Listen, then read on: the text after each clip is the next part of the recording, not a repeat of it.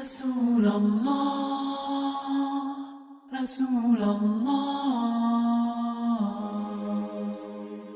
And Allah subhanahu wa ta'ala is telling us something which is in fact the very meaning of our reality. We come in South Africa and we see, look at this mosque.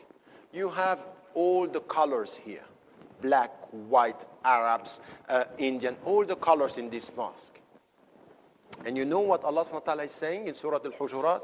No one of you is better than the other by the color or by the blood or by the money. All this is nothing. Even by the title.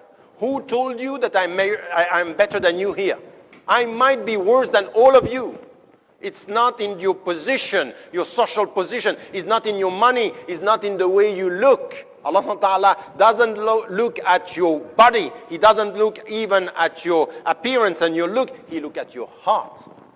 Inna akramakum indallahi atqakum.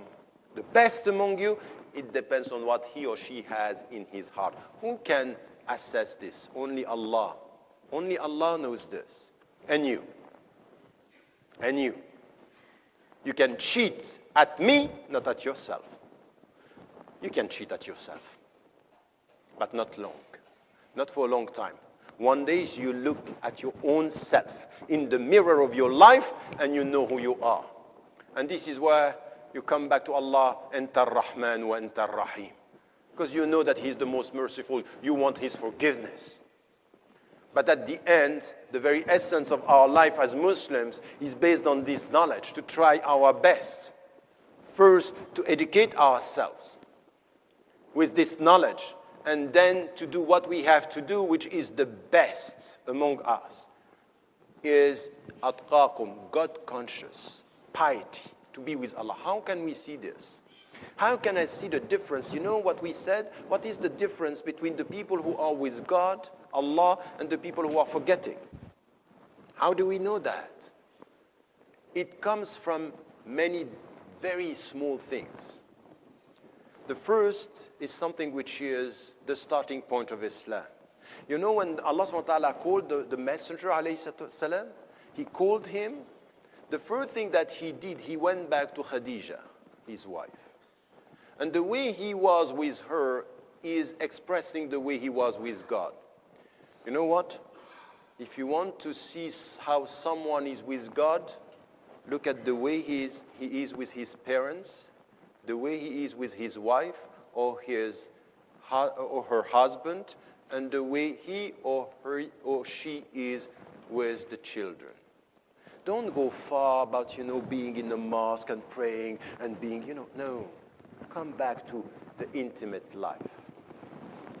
And you will see the quality of your relationship with God. Tell me how you talk to your father or your mother, I will know the way you are with God. Tell me how you deal with your neighbor, I will know how you are with God. Tell me how you are with your kids, your children, I will know how you are with God. Tell me the way you are with your wife, when no one of us is with you at home, and I will know if you are with God or not. Because the Prophet ﷺ was not only nice with his wives, but he was listening, he was sharing, no violence. He cannot just come in a mosque and pray and beat his wife at home. He was not like this. And you say and repeat, لَقَدْ كَانَ لَكُمْ فِي رَسُولِ اللَّهِ أُسْوَةٌ حَسَنَةٌ. He's the best example, but you don't follow him in all the details. The way he was always talking about his mother, the way he was talking about the people who educated him, the way he was praying. This is Islam. Islam is in the details, how you are with the people who are close to you from the public. The way you are at home. Are you someone who is in all the situation? You remember, there is no way to Allah if you are not close to your parents, your father and your mother. That you know the hadith that is telling you that the paradise is under the feet of your mothers, and that you have also to remember what the Prophet ﷺ said, أَنْتَ وَمَالُكَ لِأَبِيكَ. You belong to your father. Be careful. So tell me, during the last months, just to take a month. How many times were you isolated with Allah and you prayed Allah to protect your father, your mother, your children, your brothers and your sisters? Not in the way you do it, as automatic cars, but as true believer. How much time are you allocating to pray for the people you love? These are the details, but this is the way you are with Allah. If you forget the people you love, it means that you are forgetting Allah. And you forget Allah, you are going to forget yourself. And this life is eating you.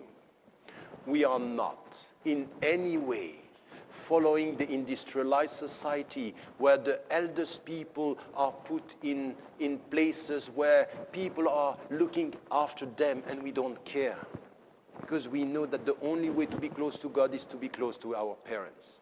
We are not, and we should never forget our children in the way we are educating. Some of you are putting their children in an Islamic school and they wait for the Islamic school to educate them.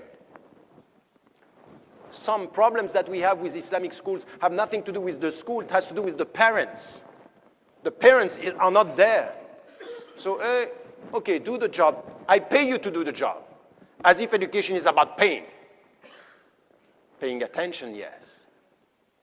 Paying money is not going to do the job. And this is also something which is important in our education. This is why it's essential. You know what I'm talking about here? Something which is the very meaning of Islam. This is the spiritual dimension of Islam. This is a ruhaniyya, rabbaniyya, kunu rabbaniyin. Means you have to be close to Allah in the way you look after the people you love. The quality of love, it's important, not only to say I love you. And by the way, do you say I love you to the people you love? As the Prophet ﷺ advised the companion to say, he heard the companion saying, I love him. Go and tell him you love him. We are a community of judges, not a community of loving brothers and sisters. I don't ask you to judge me. I'm asking you to help me to be better. Your judgment is making me worse sometimes because it isolates me. But if you help me with your love, it's going to give me some strength. So this is our religion. This is where Islam is important. And for our young brothers here and young sisters, it's very important for you to get it right when you have this opportunity to get this knowledge in a school. This is where you have to get the knowledge and to become someone. You know why? Because this is something which is essential for us. Knowledge is power, and power is independence.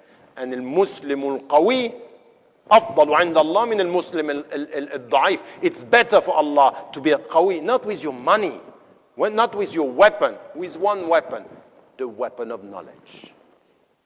And if you want to face the people who are attacking Islam, prepare yourself. وَأَعِدُّ لَهُمْ مَا اسْتَطَعْتُم مِّن قُوَّةٍ. You have to prepare yourself with the power needed. And you know what is the best power?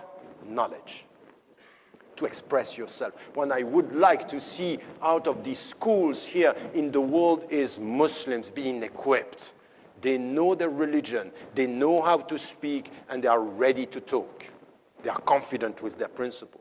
And also our brothers and sisters who didn't go through an Islamic school, who are now living in South Africa, should get this confidence. So this is where knowledge is important for us. But I would add something which is important with this spiritual dimension. We should be agents in this society of the true meaning of family and loving in our family. Loving God, serving our wives, serving our husbands, serving and looking after our children, and being very, very aware that if you destroy the family, if you destroy the relationship within the family, you are destroying everything. Don't go outside and be people of business and money and da'wah outside and you don't look after your family. Be careful with this. It's good to talk about Islam outside. It's better to educate about Islam within your family, because this is what the Prophet ﷺ did. This is why you see the Prophet ﷺ. He was able to change the world, and you come back to his children and you see the quality of this education.